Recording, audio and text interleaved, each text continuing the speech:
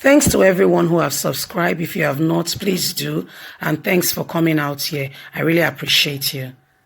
9 days to go to the all-awaited Edo governorship election. One electoral problem Obaseki should be prepared to face. By the way, good morning, good afternoon, good evening, whatever time we're reaching you today. A very warm big thank you to every one of you for your support. Thanks for being there. We truly, really appreciate you. God bless you. The elections in Edo State are just around the corner, precisely from today, 9 days to go. Yes, we are giving a countdown. We started from the 47th day, and today we are just 9 days away from the all-awaited Edo State election.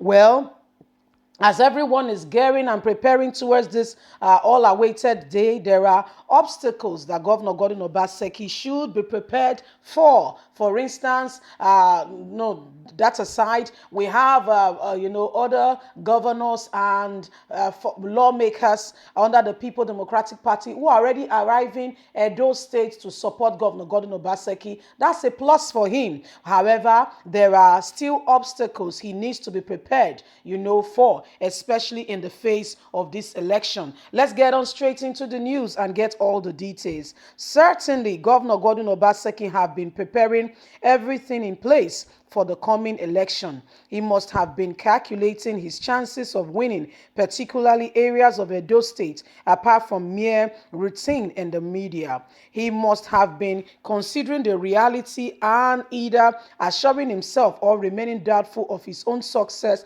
in this election. These are fears associated with election. The people of Edo State will troop out to cast their votes in this competitive election, mainly between PDP,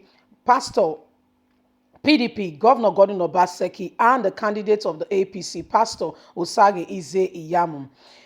They will perform their civic responsibility and allow the Independent National Electoral Commission to do the rest. While the INEC is carrying out its duty, an electoral problem which has become recurrent in recent time may appear again in Edo State, and it may be devastating for the Edo State governor if he does not strategize properly to defeat and to make sure he stops this godfatherism in Edo State, just as he wants to do.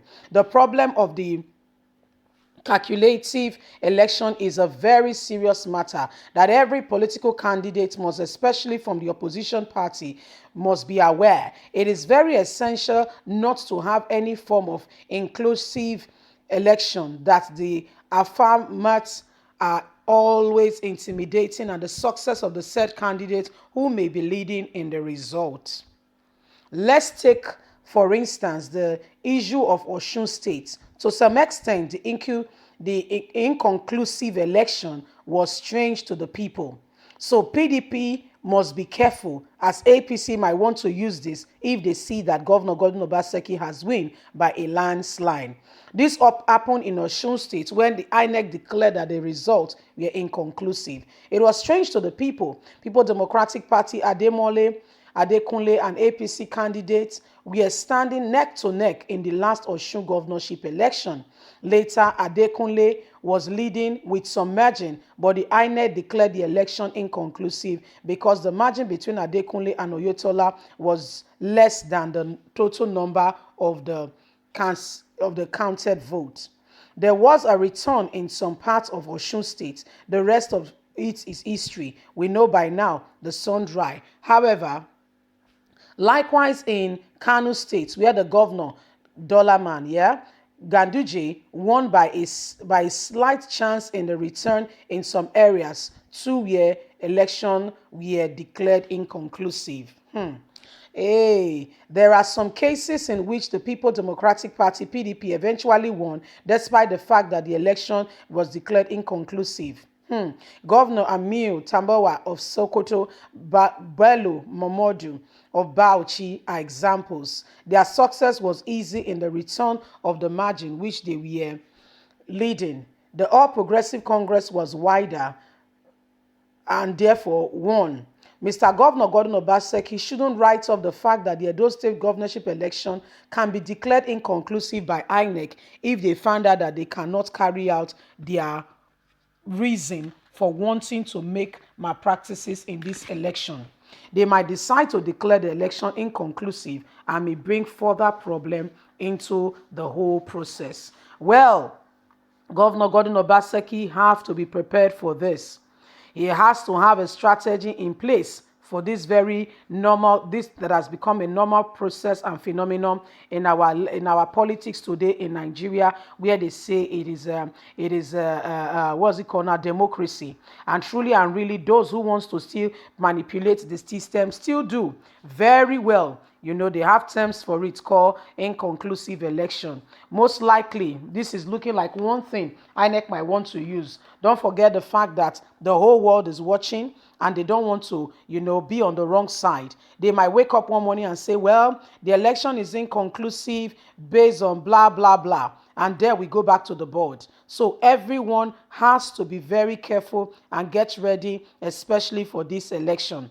If they declare it inconclusive, then you know that more problem is around the corner.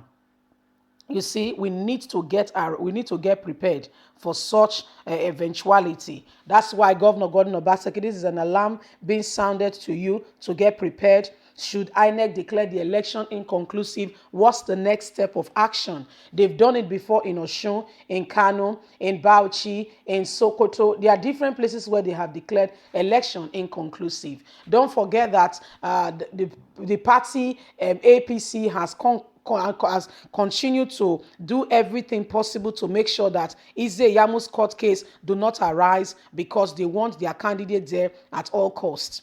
This goes to show you that there is more power at stake. There are people who are looking forward, who are putting their hands down, who are putting their feet down to make sure that their candidate become the candidate of the day, irrespective of what the people think. So Governor Gordon Obaseki should be prepared.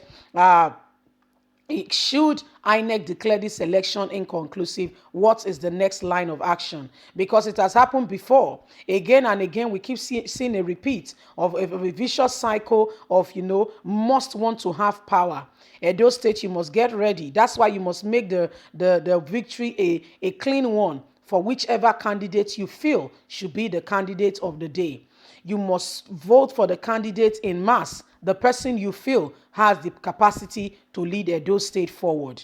If you stay and say, well, you are in between opinions, it will lead to, you know, INEC declaring the election as inconclusive, which might not give you your choice at the end of the day. But when the elections, when the margin is clear, when everybody can see truly and really that this person has won, there is no need to say the election was inconclusive.